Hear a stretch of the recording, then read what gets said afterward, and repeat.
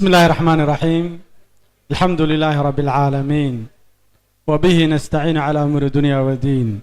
وصلى اللهم على سيدنا ونبينا محمد. ugu horeyn waxaan salaamayaa bulshada halka isugu timi saxaafadda iyo inta kala socota saaxiibadayda dooda igala qayb galaya. Assalaamu calaykum waraxmatullaahi wabarakaatuh. salaan kadib waxaan runtii aad ugu mahad celinayaa teamka Inspire Group oo qabtay shaqo fiican oo runtii sameeyay madalo lagu horumariyo dimuqraadiyadda oo lagaga dooda iyo fikirka isweydaarsiga iyo in dacalada la iska taago waa ilbaxnimo, waa aqoon, waa shay aad u fiican, waa shay aynu dhaqan u lahaan jiray oo ilaa iyo geedka la isugu iman jiray. marka aad bay mahadsan yihiin. maxamed iligna waxaan isleeyahay intii professorku yiri waa ku filan. aad buu mahadsan yahay isaguna. waxaa jooga runtii saaxiibaday shanta xubnood kaleba waa dad runtii aan u qirayo inay yihiin dad qiimo leh. waxaan si gaara runtii usii calaamadinayaa odayga noogu weyno maxamed oo ixtiraam naga mudan ahna raggii 6 nina ku dhawaaqay SNM oo leh qiimihiisa fikirkiisana waan tixgelinayaa. inkastoo aan golaha wasiirada wada ahaan jiray ku kala duwanayn aragtida tan uu qabo uu ku ahaa maalintii golaha lagu codeynayay waan u iman doonaaye isaga iyo nimco haddana fikradiisa waan ku ixtiraamaya. professorka runtii waxaan isagana leeyahay oo dhalinyarada tusaya aqoontu milgahay leedahay. hadalkiisu ku daray iyadoo intayadan buu naga aqoon badan yahay ayuu ku daray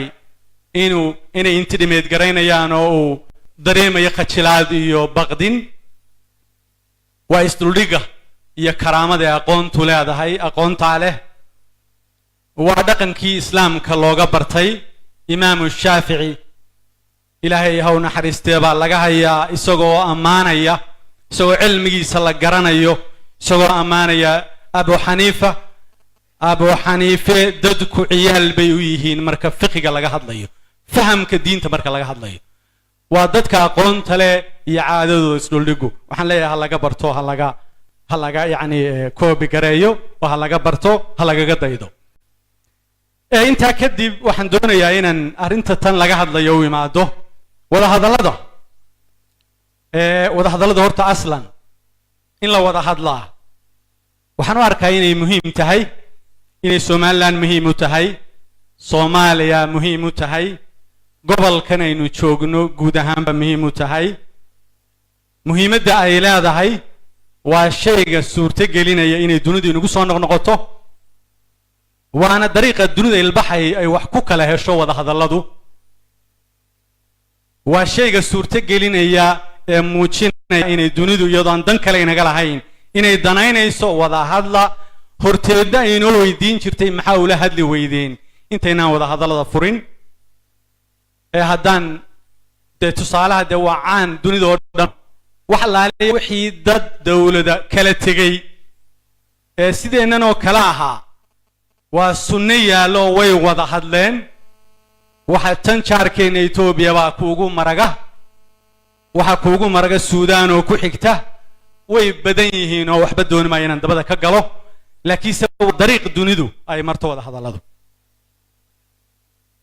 waxaan isleeyahay runtii professor Samatar caawa halkan ka hadlayo dooda qayb ka ah. shalayto haddaanaan wada hadal la furin professorku halkan buu yimaadeen caawa mu ka hadlay. marka wada hadalladu waa qiimo bini aadanku uu qadariyo dialogue inay dadku wada hadlaan qiimahaas ay leedahay. waayo wada hadallada Somaliland iyo Soomaaliya maxaa saldhig u ah? waxay ku yimaadeen rabitaanka labada bulsho ama labada dawladood ka yimi ee kala hogaaminayay. waxay ku yimaadeen sidoo kale soo jeedintii shirkii London ee ay isugu yimaadeen in ka badan 50 dawladood madaxdoodii. way ku soo jeediyeen paragraph 6 Somaliland iyo Soomaaliya mustaqbalkooda ka wada hadlaan. may jirin wax kale oo Somaliland lagu soo qaaday oo oranaya Somaliland bay Soomaaliya ka mid tahay. sidoo kale shirkii kaa daba socday Turkey Istanbul lagu qabtay Istanbul 2 isaguna wuxuu soo jeediyay paragraph 10 Somaliland iyo Soomaaliya ha wada hadlaan waxay muujinaysay duniduna inay danaynayso inagana waxa loo arkay danteen oo yaa u arkay ma afartii ama 10kii ka qayb galay baa u arkay maya wada hadalladu waxay ku fadhiyaan rabitaanka bulshada lama afduubin 10 iskama ay tagin afar may doonan maaha ra'yi noo gaara markii ay fikraddu timi oo visionkii madaxweynihii talinayay ahayd dadkii farsame la shaqeynayay suurta galiyayna aanu ka mid ahayn aniga wasiirkii khaarijiga wasiir kale oo ka midiba ama xubno kale oo muhiimiba waxay wada hadalladu la isla qaatay in golaha la dhigo oo madaxweynuhu uu gartay golaha wasaaradana la soo dhigay waa laga dooday waxay isku raaceen laba xubnood mooyaane maxamed xaashi cilmi iyo nimca xuseen qowdhan golaha wasiiradu waxay isku raaceen in lala hadlo Soomaaliya waa golaha xukuumadda marka ma xukuumaddii baa afduubtay maya haddana mar labaad golaha baarlamaanka la soo dhigay wakiilada waa wakiiladii matelayay ha xumaadaan ama ha samaadaan inaga dooranay way joogaan wali waxay ku fadhiyaan doorashadeena waynu dooranay way iyaguna way codeeyeen guurtiga u codeysay iyaguna waa saddexdii gole ee qaranku lahaa laguma joojin waxa sidoo kale loo yeeray saddexdii xisbi qaran ee markaa jiray iyo 14 urur oo markaan uba gudbin xisbinimo oo u tartamayay inay noqdaan xisbi 17 kaba waa la hor dhigay 17 kuwa way ku raaceen civil society-ga loo yeeray waa la soo hor dhigay way ku raaceen waxa loo yeeray 100 in gaadha oo ah madax dhaqameedka iyo culimada diinka way ku raaceen marka saasay ku timi rabitaanka dadka lama afduubin aan ka gudbo dadka reer Soomaaliland qaar baan ka maqlaa iyagoo ku justify gareynaya waan nalalay ama ku sababaynaya maxaynu wada hadlaynaa marka la yiraahdo waan nalalay ama dhibta leeno geystay yes صح weeyo dib waa leeno geystay way jirtaa in dib leeno geystaa sax maaha laakiinse ina tiraado dib baa leeno geystay iyo waan nalalay waa sax laakiinse sida fudud ama caadifada leeno niraahno maaha waxay u baahan tahay inaynu marka iyo mugga ay leedahay tilmaano dhibtaas oo jirto si qofka doodaada ka soo horjeeda uu fahmo qofka aan ogeyn bee sida Kofi Annan uu sheegayo uu fahmo sidoo kale sax maaha dooda reer xamarka ama reer koonfureedku ay ku doodaan reer Soomaaliya ay ku doodaan ay yiraahdaan dagaalada dhacay oo Soomaali way iswada laysay waxaan leeyahay waxa dadka reer Somaliland sheeganaya adeer maaha ka Soomaalidu islaysay waxay sheeganayaan xasuuq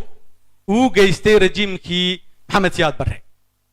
rejiimkii militariga ahaa uu geystay sidii Maxamed Xaashiba uu xuseeyay wixii isdilay ahaa ciidankii Soomaaliya iyo jabhadii hubaysneed ee SNM dagaal iskaga hor yimi taarinkeeda ka hadli mayno kana caban mayno ciidankii xooga dalka Soomaaliyana meeshii awoodiisa lagu wiqay halkay ahaydo adeerna lama dilin waxba aanu iska celinay laakiin se xasuuqa aanu sheeganayno waxa dadka iyagu sheeganayaan aan ka dhawaajiyo waanuun isdul taagaya 45kii xubnood ee ganacsatada ahaa guriga laga soo saaray guryahooda laga soo saaray lagu toogtay garoonka Burco ee maalin cad lagu toogtay iyaga waxba galabsan oo ganacsato wada ahaa ayaa ka mid ahaa dhalinyaradii lagu laayay baaska lagu mariyay dumarkii garoonkan Hargeysa ee xasuuqa meesha loo calaamadiyay dhagax tuurka ayaa ka mid ahaa waxa ka mid ahaa dadkii shicibka ahaa ee habeenka madow guryahooda lagala soo baxay ee Muqdisho jaziiral inta la geeyay la mariyay baaska sabab la'aan waxa ka mid ahaa dadkii soo ururiyay Kalsheekh ee iska rogada dhagaxa sida lagu foororiyay aan qof ka bixin waxa ka mid ahaa diyaaradihii lagu iibiyay cashuurtiina laga qaaday cashuurtii ay muwaadiniinta reer Somaliland wax ka mid ah bixiyeen ee ku rushaynayay intay Hargeysa ka kacdo Burcaya Hargeysa rushaynayay ay haweenkii iyo maatadii iyo carruurtu ka qaxeen ee tageen daafaha magaalada ee kaga daba tagay daafaha magaalada ee ku rusheeyay ku garaacay ilaa ay ka gudbeen oo xadka ka tallaabeen oo ay xabashida ka magan galeen xadgudubiyada la geystay ma yara waxa xusid mudan xabaala wadareedyadii uu maxamed xaashi ka dhawaajiyay intaas oo dhan aan soo sheegay war laba ciidan oo isdilay ka hadlamayno waxaanu ka hadlaynaa dhacdo ah rejiimkii noo geystay waxaanan u haysanaa marba kii kursiga fadhiya reer ka caban mayno xaasha ma jirto reer loo sheeganayo aanu leenahay reer hebel baa noo geystay qof gaar aan u erinaynaa ma jiro qofkii dambi ku cadaada mooyaane markaan ka imaado intaa markii rejiimkii uu ina dhaafay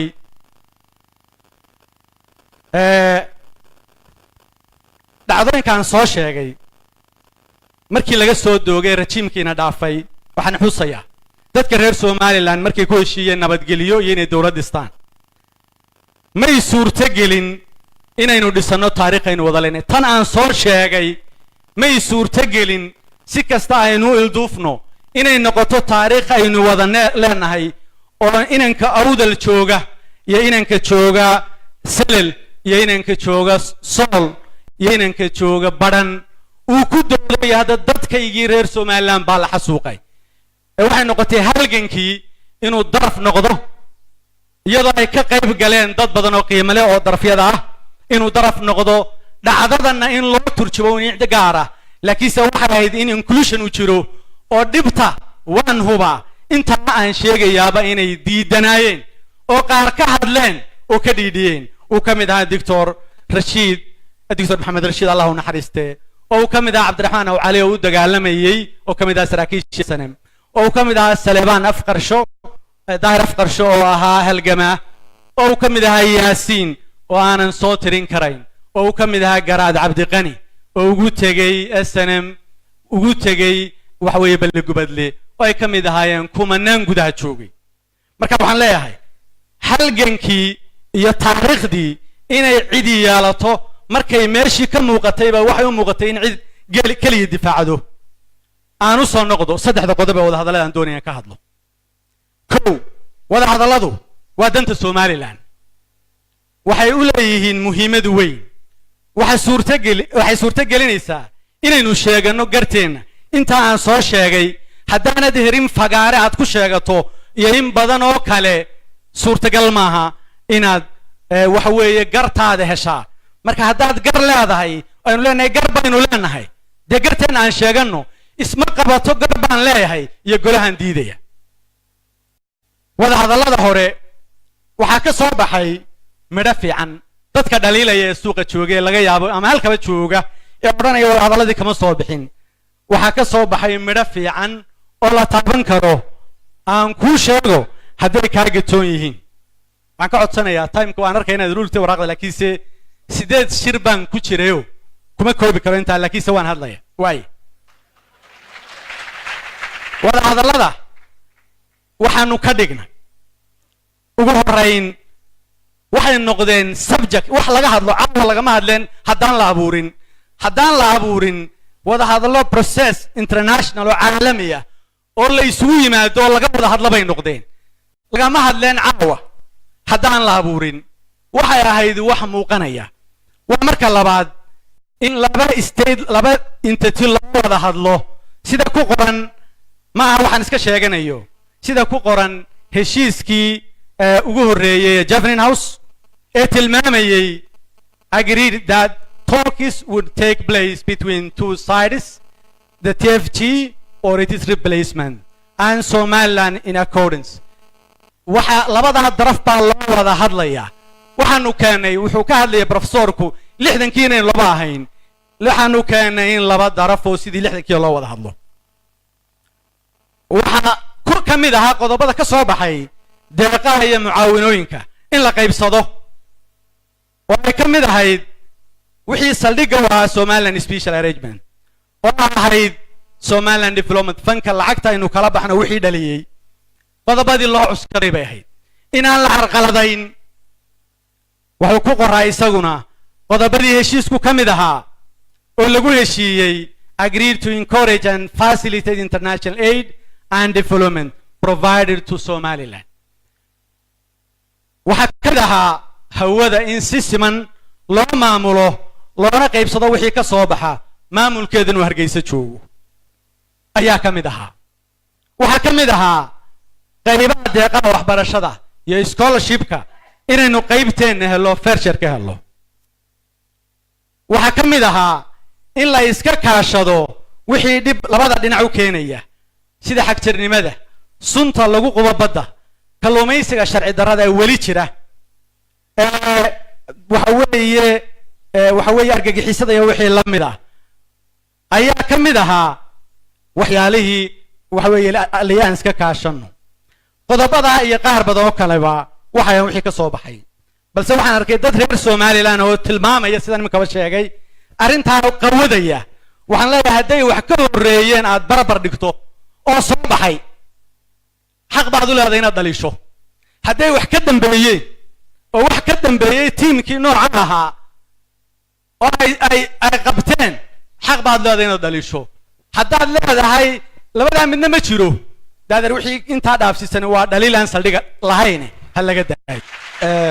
hogaamiyaha oo soo noqonaynaa dooduna way noo sii soconaysaa waqtigiisi waqti ka badan buu qaatay waxaan codsanayaa hal mid oo ku soo bandhigo lafteeda ku soo noqonaysaa bandhigayaa waqtiga marka haddaad adiga ogolaato hal mid baan ama laba mid baan codsanayaa way halka waxaan u arkaa wadahadallada inay noqdaan wadahadallo caafimaad qaba oo wakiilada ka qayb gelaya labada daraf uga qayb gelaya ay yihiin metelayaal rasmi ah in dalka Somaliland madax banaanida uu noqdo yool iyo hadaf gool ay leeyihiin sidoo kale dalka Soomaaliya midnimada ay noqoto hadaf iyo gool laakiin inta la hadlayo ee wadahadalku socdo in la samaysto qorshe suurtagal inuu kala nabad galo ama iska kaashano wixii suurtagala ee labada daraf nafci u leh number 3 wixii hore lagu heshiiyay in la meel mariyo number 4 wixii dambe lagu heshiiyay in marxaatiyo badan loo samaysto dunidana goobjoog ka ahaato in la ixtiraamo codka bulshada reer Somaliland ee boqolkiiba 97 ku codsaday inay ku meel mariyay madax banaanidooda ama mar labaad ninkii doonaya aan tan ku qancini diyaar bay u yihiin in cod laga qaado referendum laga qaado waa mahadsantii